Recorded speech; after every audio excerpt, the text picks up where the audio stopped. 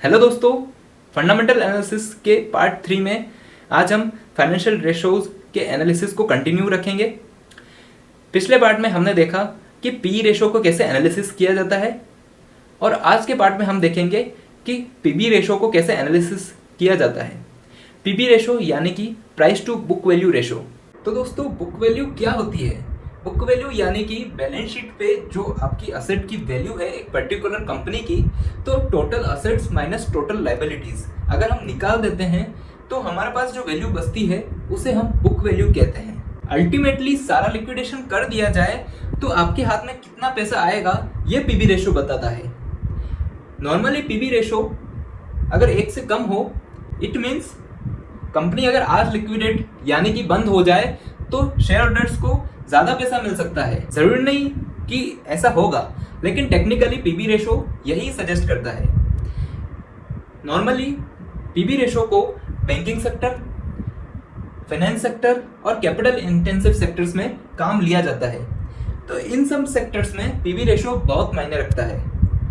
तो दोस्तों, अगर आप पीबी रेशो को और डिटेल में जानना चाहते हैं तो इसके लिए मैंने एक डेडिकेटेड वीडियो बनाई है, आप आई बटन में जाके चेकआउट कर सकते हैं। चलिए अब चलते हैं स्क्रीन पर और कुछ एग्जांपल्स देख लेते हैं पीवी रेशो के। मैंने टिकट ऐप खोला है, इसकी लिंक मैं आपको डिस्क्रिप्शन में दे दूंगा। ये एक सिंपल और बेस्ट ऐप है एनालिसिस करने के लिए। जैसा कि आप देख पा रहे हैं, मैंने स्क्रीनर खोला है और स्टॉक यूनिवर्स में निफ्टी 50 सेलेक्ट किया है। देन मैंने पीबी रेशो को फिल्टर में डाला है क्योंकि हमें पीबी रेशो को ही एनालिसिस करना है।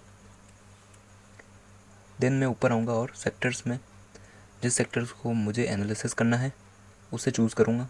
लाइक मुझे बैंकिंग सेक्टर एनालिसिस करना है, उसमें प्राइवेट बैंक्स और पब्लिक बैंक्स को मैं सेलेक्ट करूँगा और पीबी रेशो को सॉर्ट कर दूँगा। जैसा कि आप देख पा रहे हैं, स्टेट बैंक ऑफ इंडिया का सबसे लो पीबी रेशो आ रहा है इसके पीयर्स में।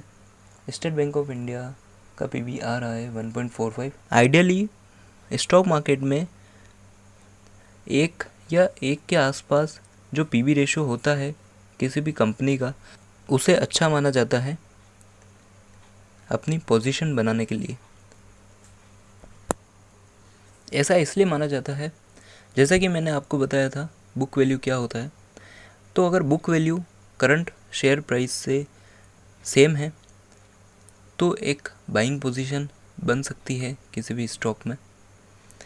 और अगर पीबी रेशो 1 से ज़्यादा हो तो उसे हम मार्केट में देखा जाता है कि ये प्रीमियम पे बाय हो रहा है।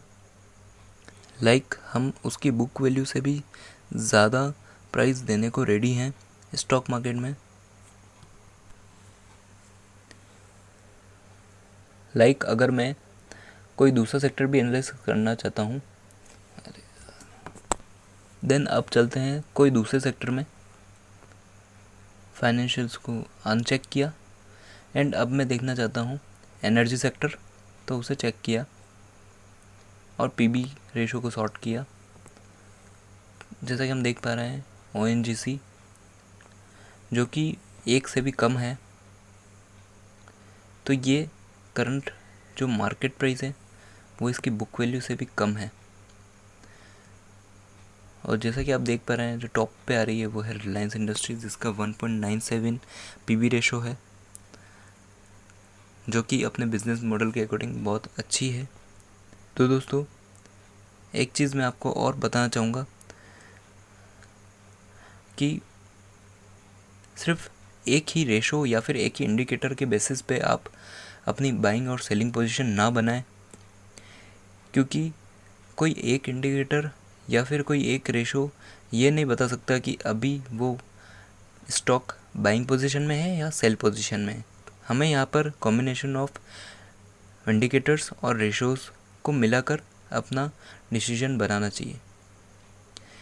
तो वैल्यूएशन रेशोज में पी रेशो और पीवी रेशो, इन दो रेशोज को आपको यहाँ पर कंसिडर करना चाहिए। तो दोस्तों, आशा करता हूँ आज की वीडियो आपको समझ आई होगी। नेक्स्ट वीडियो में मैं और भी फाइनेंशियल रेशोज को डिस्कस करूंगा, तो उसके लिए शार्क नेटवर्क से जुड़े रहिए। Thank you.